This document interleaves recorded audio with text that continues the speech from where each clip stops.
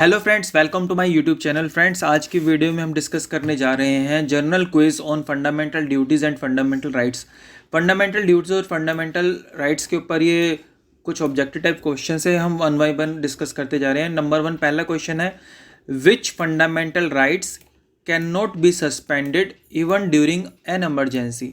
Emergency के time जब emergency लगती है तो कौन सा फंडामेंटल राइट है जिससे सस्पेंड नहीं किया जा सकता? तो इसका करेक्ट आंसर है D option, right to life and personal liberty, which has been given in article 21 of the constitution. Right to explanation देख लेते हैं अब क्या है। Right to life and personal liberty can not be suspended even during an emergency. Emergency के time जो है right to life and personal liberty को सस्पेंड नहीं किया जा सकता। क्वेश्चन नंबर 2 है, fundamental duties are mentioned in. जो फंडामेंटल ड्यूटीज़ है वो किस में दी गई हैं? वो दी गई हैं पार्ट 4A में। पार्ट 4A, तो करेक्ट आंसर है option A.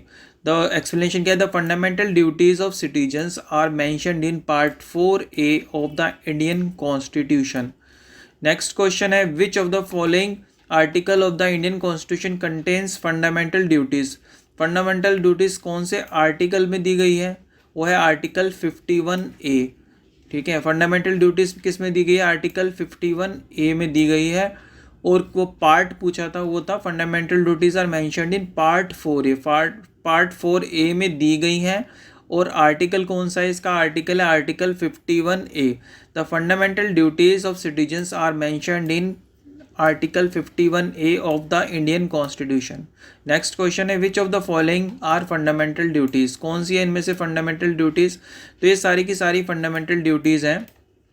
All of the above इसका करेक्ट आंसर है। पहली फंडामेंटल ड्यूटीज़ है safeguarding public property. B है protecting the sovereignty, integrity and unity of India. C पे है developing scientific temper and humanism. तो it shall be every duty of every citizen of India. ये सारी की सारी हैं, ये 11 फंडामेंटल ड्यूटीज़ हैं A to K।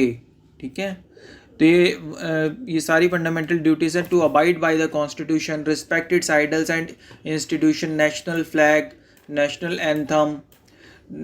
बी पे है to cherish and follow the noble ideas which inspired our national struggle for freedom. C पे है uphold and protect sovereignty, unity and integrity of India.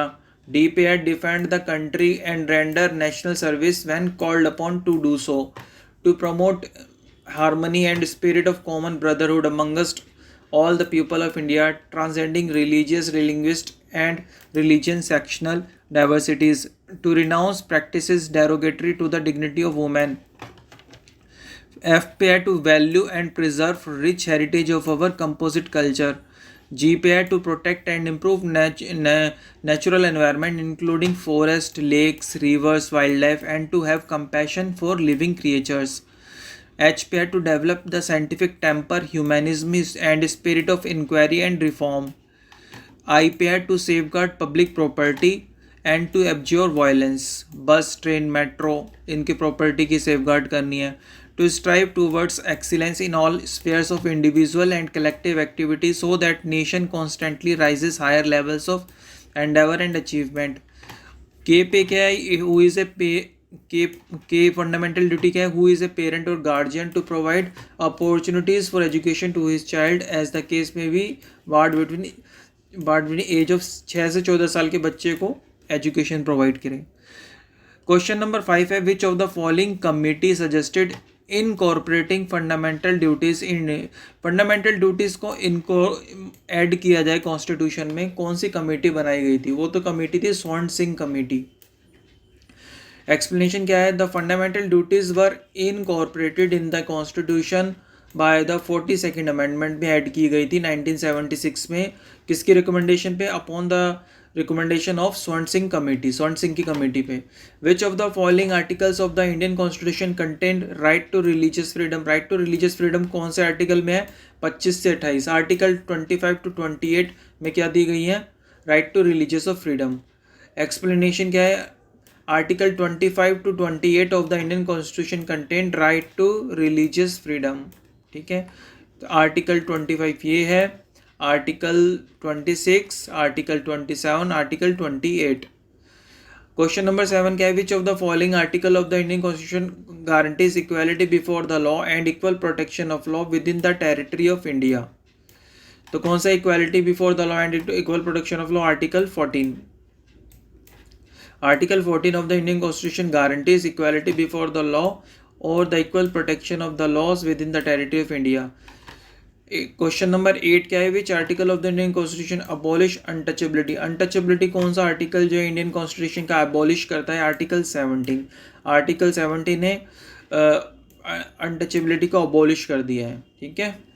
Article 17 of the Indian constitution abolishes untouchability. Question number 9 क्या है, which of the following is correct with respect to right against exploitation. Right against exploitation किस में दिया है, article 23 to 24 दिया गया है, right against exploitation, ठीक है। तो राइट अगेंस्ट एक्सप्लॉयटेशन प्रोहिबिशन किस टाइप की करता है, ये prohibition of trafficking in human beings and forced labour. Question number 10 क्या है, in which of the following in which part of the Indian constitution the fundamental rights are provided. Fundamental rights जो है कौन से पार्ट में दिए गए हैं, फंडामेंटल राइट्स पार्ट 3 में दिए गए हैं, ठीक है। Part 3 of the Indian constitution mentions the fundamental rights of the citizens. The fundamental duties were included in the constitution of India by which of the following. जो फंडामेंटल ड्यूटीज जो add की थी कॉन्स्टिट्यूशन में वो कौन से amendment से की थी, 42nd अमेंडमेंट 1976 में ऐड की थी। Fundamental duties were incorporated in the constitution bye constitution 42nd amendment act 1976।